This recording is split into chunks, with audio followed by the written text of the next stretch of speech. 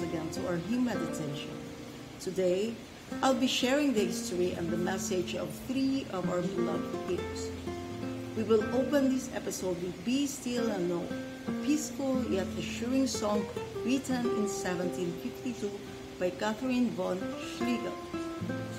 It was originally written in German and was translated to English by Jane L. Borthwick in 1854.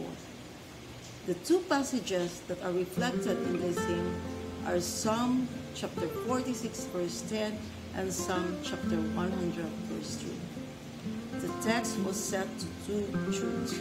The first tune's composer was not known and uses only the first stanza. And this is the tune used in our hymn books. The other tune this text has been set to is John Sibelius' choral found in the symphonic tone poem Finlandia. Be Still My Soul looks at the myriad difficulties of our lives with calls to be still and remember God's sovereignty throughout all our pain. We can hear the first tune, then a shift to the Finlandia in the middle of the piece in this piano solo arrangement by Mark Hayes. May we recognize and listen to God's voice amidst the chaos of the present time.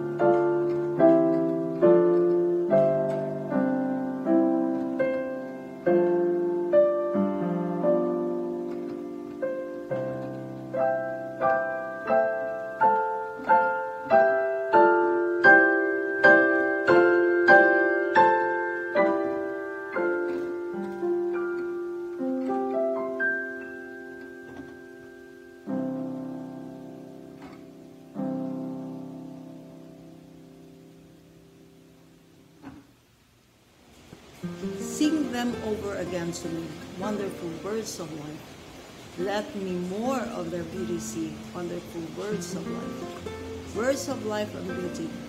Teach me faith and duty. Beautiful words, wonderful words of love. This maybe is one of the many hymns that many of us can sing by memory. If not the verses, I'm quite sure of the chorus. The hymn was written by Philip P. Bliss between 1838 to 1876. He was an educator.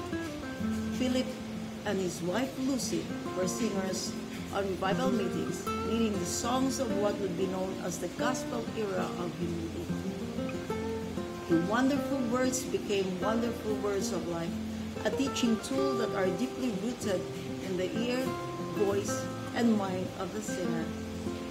This phrase is repeated throughout this hymn a total of 18 times, and the larger phrase, wonderful words of life, a total of 12 times.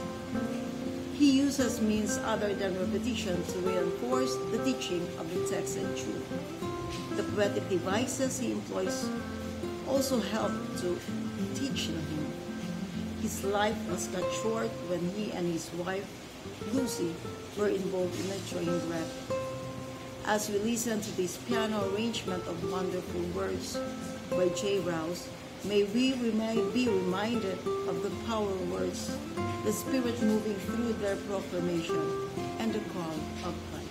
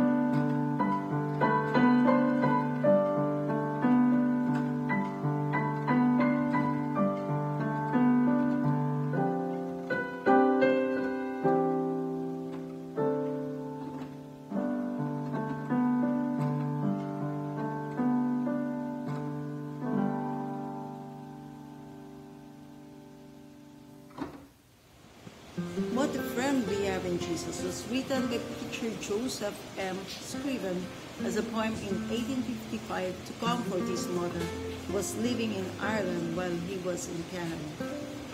Life wasn't so good with this young man. He planned to settle down after he received his degree from Trinity College in Dublin.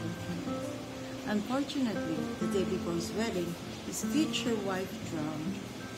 The grief was more than he could bear, so Joseph moved to Canada to start over. he fell in love again.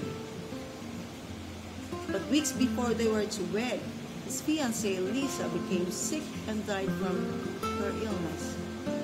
Joseph was 25 years old then.